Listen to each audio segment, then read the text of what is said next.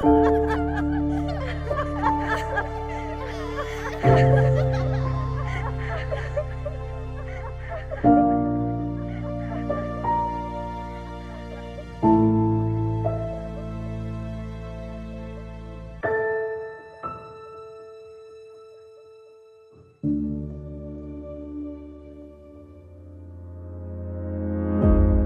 kesihatan mental bukanlah perkara yang baru melanda negara kita ini. Baik remaja maupun dewasa, ia juga boleh mempengaruhi sesiapa sahaja dari segala peringkat umur.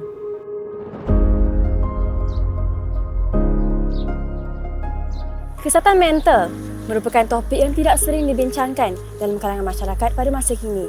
Ia juga merupakan aspek penting dalam kehidupan seharian seseorang yang seringkali diabaikan. Walaupun seseorang itu terlihat seperti mempunyai masalah kesihatan mental yang baik, namun mereka turut merasakan kesedihan, umpama air jatuh ke perut. Bersama saya, Fatin Fizati, dalam rancangan Inspira, sama-sama kita kupaskan banyak lagi isu tentang masalah kesihatan mental.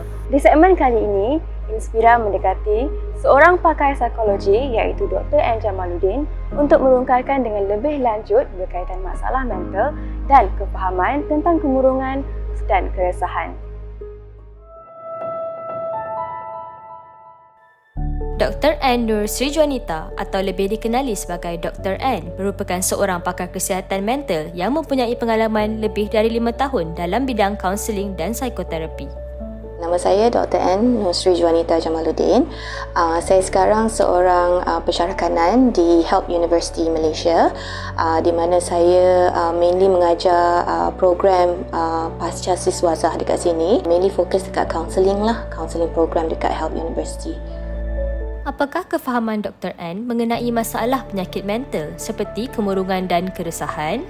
Dari segi anxiety, depression, somehow faktor dia lebih kurang sama in a way that misalnya you ada stress, okay? Stress ni elok kalau dia membantu you untuk buat kerja. Bila you ada deadline, you ada report nak hantar, assignment nak hantar, yes, you get motivated to finish it on time. But when you have too many assignments, then you get overwhelmed. Bila you get overwhelmed, your stress akan naik tapi you punya productivity akan turun. Productivity you turun because you tak boleh nak deal with the overwhelming punya expectations to do every single thing. So you lose a sense, you lose hope, and then you go down into that depressive punya symptoms.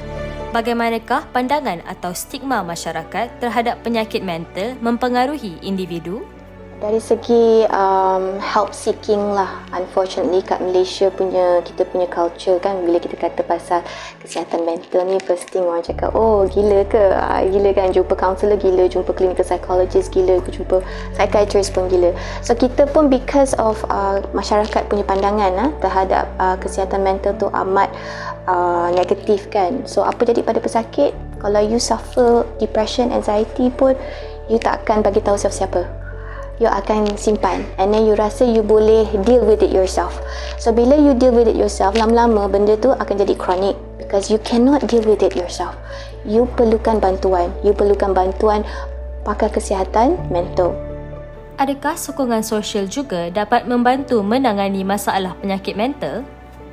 Untuk mereka yang mungkin mengalami masalah kesihatan mental, kita ada beberapa organisasi di mana dia orang boleh just to have a little bit more awareness of what is mental health, you know, in general, and maybe also ada peluang untuk berjumpa dengan mereka yang lain yang juga join aktiviti yang sama, yang mungkin mengalami benda yang sama. So you find a kind of kinship in a way that there are also other people yang struggle with similar things just like you. So you're not alone. Apakah harapan Dr. N untuk perkembangan penyakit mental pada masa yang akan datang? Okey, harapan saya berkenaan masa depan lah untuk kesihatan mental ni ialah untuk pastikan that kita punya masyarakat kat Malaysia, stigma tu berkurangan, diskriminasi pun berkurangan, bukan setakat dari segi masyarakat tetapi dari segi institution dan juga dari segi level government, meaning that mereka yang mengalami gejala depression, anxiety or panic attack or in general other types of mental health disorder tak ada rasa takut untuk dapatkan bantuan. So in future, hopefully, insyaAllah, orang tak adalah tengok mental health as a something that they should be shameful about, that they should feel guilty about having. And that's where I'm hoping, hopefully, insyaAllah, in future, for everybody, not just for myself. Dalam episod kali ini, Inspira bersiaran di salah satu tempat tarikan pelancong iaitu Bamboo Hills di Kuala Lumpur. Salah satu kawasan pilihan ramai untuk beriadah dan beristirahat. Tempat ini juga dikenali sebagai kawasan yang penuh dengan kehijauan yang dapat menenangkan fikiran para pengunjung dan juga menawarkan kepada penduduk bandar untuk berehat dalam persekitaran taman yang indah yang hanya beberapa minit sahaja dari pusat bandar. Seperti kain kasar di atas duri. Walaupun sukar untuk penghidap masalah kesihatan mental ini menyelesaikannya, namun mereka perlu bersabar dengan ujian yang menghadapinya. Telah pun kita kupaskan tentang masalah kesihatan mental dan penerangannya. Justru jelaslah bahawa sokongan sosial amat penting dan diperlukan oleh golongan yang menghadapinya. Inspira mendekati figura wanita hebat Khairi Jamaluddin yang mengambil inisiatif untuk menubuhkan persatuan My Work in Progress Healing atau My Web Healing untuk membantu dan menyelami kesukaran yang dihadapi oleh pesakit. Sokongan sosial memainkan peranan yang penting dalam menangani masalah mental. My Web Healing ataupun My Work in Progress Healing menawarkan terapi seni kepada para penghidap penyakit mental. Ia juga merupakan platform komuniti yang memberi maklumat dan kesedaran mengenai masalah kesihatan mental kepada orang ramai. Organisasi ini kerap mengaturkan aktiviti kemasyarakatan yang berkaitan dengan kesihatan mental dan juga disokong oleh Yayasan Telekom Malaysia. Nama saya Khairini binti Jamaluddin. Saya founder kepada MyWIP Healing. So role saya sebagai founder adalah lebih kepada pengasas, operation dan juga community building. Mengapakah My Web Healing dibentuk dan apakah kisah di sebalik organisasi ini? Kenapa saya start buat MyWIP Healing ni is because I also struggle with my own mental health issues. After the pandemic, I start lose my job. I struggle with my relationship. I struggle with my friends and my family. And throughout that process, I was diagnosed with major depression. People who are around you yang they say they would understand, but they don't face how you face it. They don't understand how you feel and how to support you in any way. So that's where I start MyWIP Healing small as a social media campaign. At first, we do like online engagement, Twitter Space, kita buat IG Live, gathering, lepak dekat sungai, buat art sama-sama. And then it start grow bigger.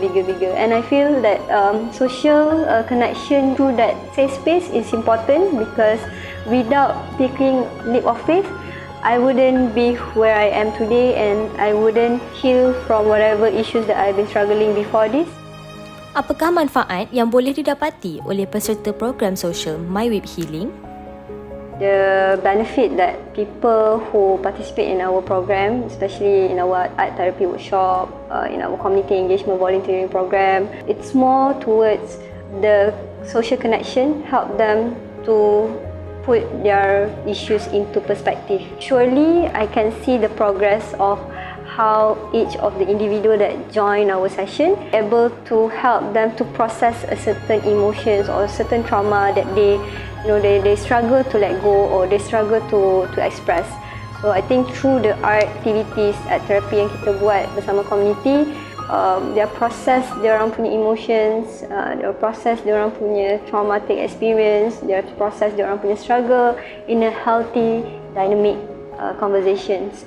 So I think that's where MyWIP Healing come in to give that kind of support to people who are needed lah.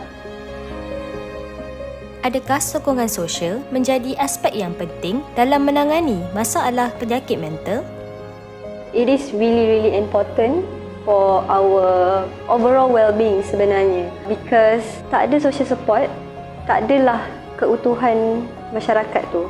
So let's say for example kan, for someone who struggle with mental health or even disability, OKU, tak ada social support untuk mereka they will feel alone. They will feel like they are no point, diorang tak boleh contribute in the society. They feel like they don't have the function to live in the society. So that's where I feel social connection and social support is really, really important for mental health fighters and also for anyone. Apakah harapan Cik Khairini dalam perkembangan penyakit mental untuk masa yang akan datang? I hope that one day Malaysia boleh ada macam accessibility yang lebih mudah ataupun lebih murah untuk membantu pesakit-pesakit ni untuk maintain diorang punya disorders and can live as other people or can be functional in the society as well and support diorang punya living life lah. And also I think for Malaysia tak ada lagi insurance yang cover for therapy dan juga ubat-ubatan. So I hope one day Malaysia we can be progressive in term of utilising or provide the help or the things that really needed in the mental health fighters punya community. Seiring kita sampai ke penghujung rancangan, saya ingin mengucapkan setinggi-tinggi perhargaan kepada semua yang menonton dari awal hingga ke akhir rancangan. Akhir kata, kepada mereka yang menghadapi masalah penyakit mental, ingatlah, anda tidak keseorangan. Sampai di sini saja, saya Fatih Bezati. Jumpa lagi pada masa akan datang. Assalamualaikum. Walaupun masalah kesihatan mental ini tiada ubatnya, namun kita haruslah mengekalkan semangat dan harapan yang tinggi untuk menangani dan mengatasi masalah ini.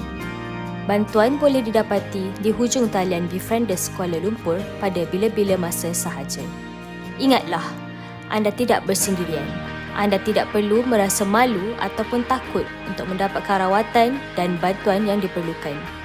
Akhir kata, anda hanya mahu didengari dan difahami. Jadi, marilah kita bersatu untuk saling membantu.